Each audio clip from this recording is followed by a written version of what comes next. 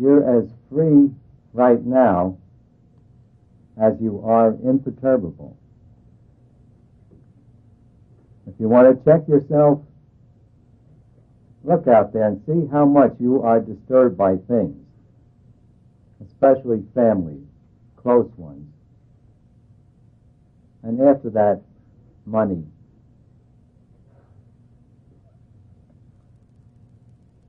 See how much you're bothered by these things, and you can begin to get an idea of where you're at.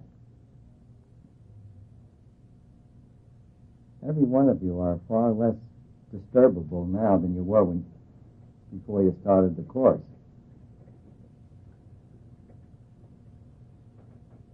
You must continue it until there's no disturbance whatsoever. Now, it's hard to judge one who is free because he play acts in the world. And some of the free ones, especially in India, they go around like madmen, crazy. Purposely so, to keep the dead ones off their back. Because anyone involved in the world, what do you mean it isn't a miserable world? And you can't even see it. And they're trying to throw pictures at you that are non-existent.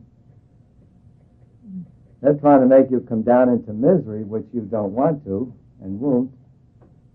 And so you need to step aside, step back. That's why most of them go into caves or disappear or act like madmen, except for a very small. The figure is maybe a few % of them will come back here and work with us to try to awaken us to the fact that we have no limitation also.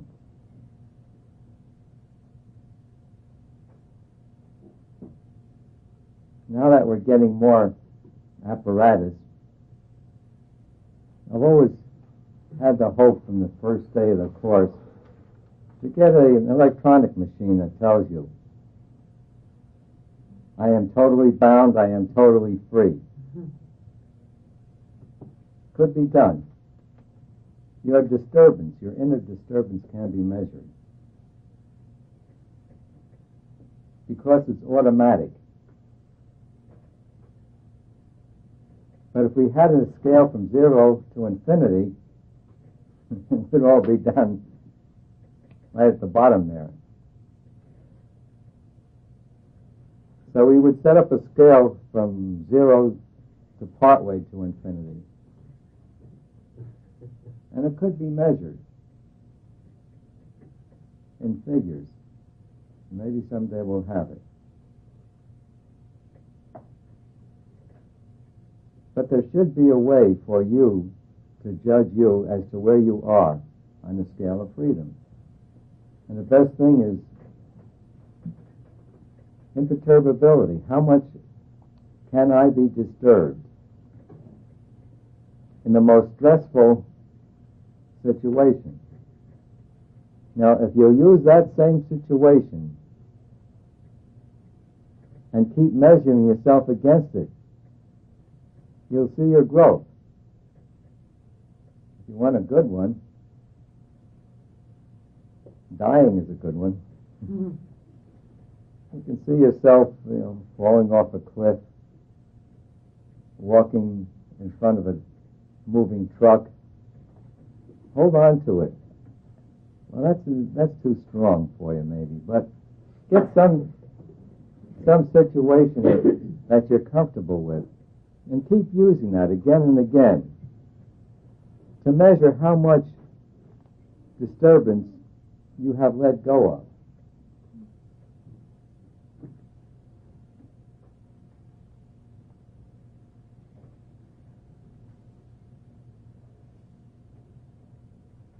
So the ego sense drops away, and that's kind of obvious. When you let go of your ego, you never think of yourself anymore. You can imagine that. Mm-hmm. You first begin thinking of others. And then when you so decide when you want to move out from the others, you don't even think. The free state is an intuitive state. And you can talk 24 hours a day in that state without having a single thought. It's talking from your gut. It just flows without any premeditated thinking. I know some of you have experienced this to a degree, especially if you're creative. It'll just flow out without any thinking. And it is the best of whatever it is you're doing when that happens.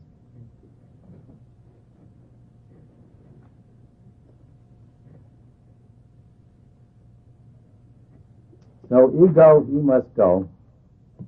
And when he's gone, the only thing left is beingness. When we come out from the top, we set up an idea of a body that looks like this physical one. But it's made of such fine substance, it's hard to imagine how fine that substance is. And everything's an idea up in this state.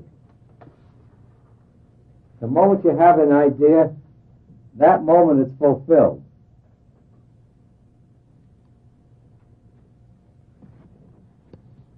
And that state is, they call it the causal.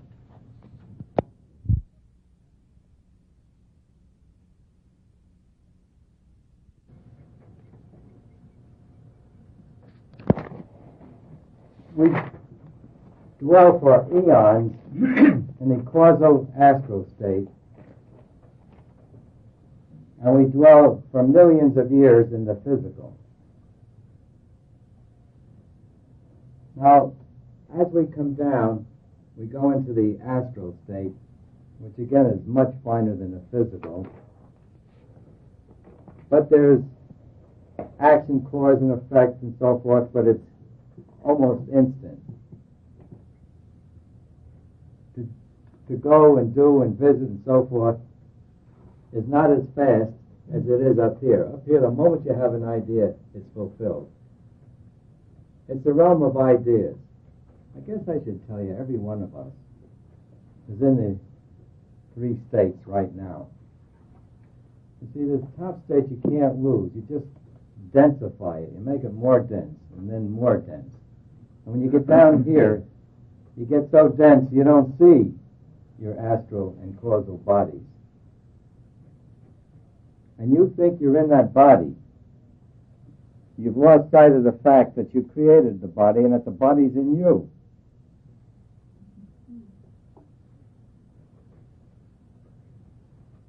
And again, some of you have had experiences where you've seen the body out there. Someday the body is out there all the time. You just projected the picture out there. And if you don't like it, you can change it instantly. Most people who can do that keep the body about the age of 16, 18, indefinitely. They don't get any older looking than that.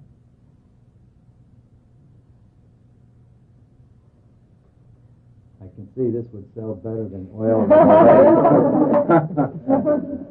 Why so young? Why so young? It's a more perfect state than an old state. That's all. Everything works better, looks better, feels better. Right? In a teenage body. Feels a long time ago. Yeah, remember.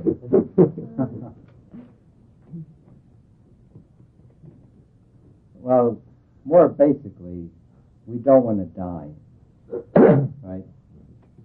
If we stay 18, we can't die. You got to get to be 80 to die or more. So the concept of youthfulness has the implication of not dying. Can you see that?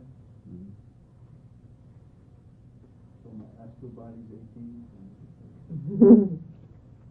So that's still a limitation in the astral plane then, isn't it? 'Cause it's the fear of death.